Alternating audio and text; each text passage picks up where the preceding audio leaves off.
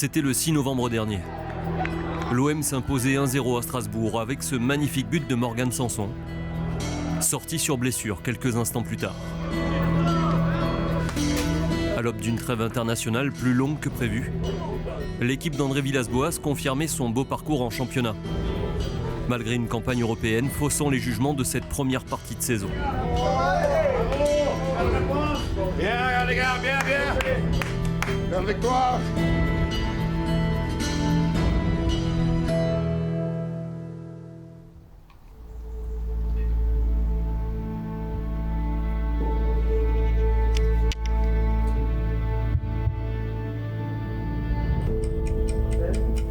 Ce devait être 2 semaines sans match. Ce sera finalement 3. Déjà privé de la réception de Lens fin octobre, l'OM voit son déplacement à Nice repoussé à une date ultérieure. Ses adversaires de la 9e et 11e journée de Ligue 1, ayant leur effectif décimé à cause de la Covid-19, encore et toujours. Je fais combien de fois, Yannick, une fois? Bien sûr, on aurait aimé jouer contre Nice. On sait qu'en championnat, on est bien. C'est compliqué, c'est pas le meilleur moyen de se préparer pour les prochaines échéances, mais on doit s'adapter comme d'habitude. On travaille bien à l'entraînement avec le staff et les joueurs. Donc après, sur ça, on n'a pas de souci à se faire. On continue à bosser, ça nous laisse même le temps de voir ce qu'on peut faire de mieux et ce qu'on n'a pas bien fait. Après, c'est clair que même si on travaille très bien à l'entraînement, il n'y a rien qui remplace la compétition, donc c'est pas évident. Mais comme je l'ai dit, je le répète, on s'adapte.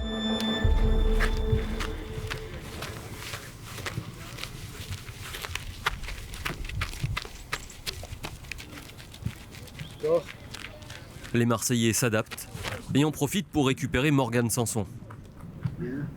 Sa blessure à la méno avait un peu gâché la saveur des 3 points ramenés d'Alsace.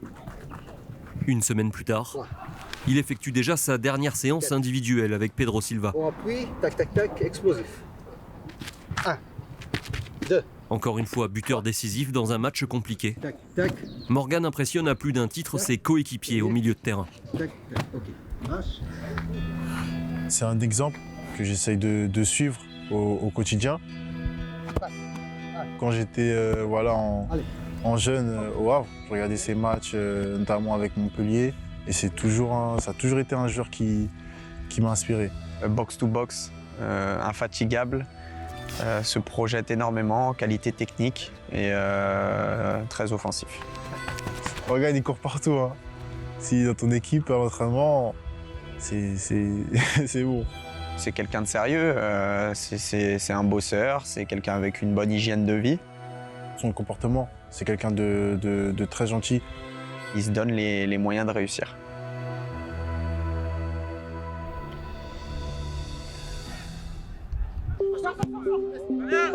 Les mots de Pape Gueye et Valentin Rongier mettent en évidence une concurrence des plus saines dans l'équipe. André Villas-Boas a par exemple l'embarras du choix au milieu de terrain, mais aucun de ces derniers ne tire la couverture à soi.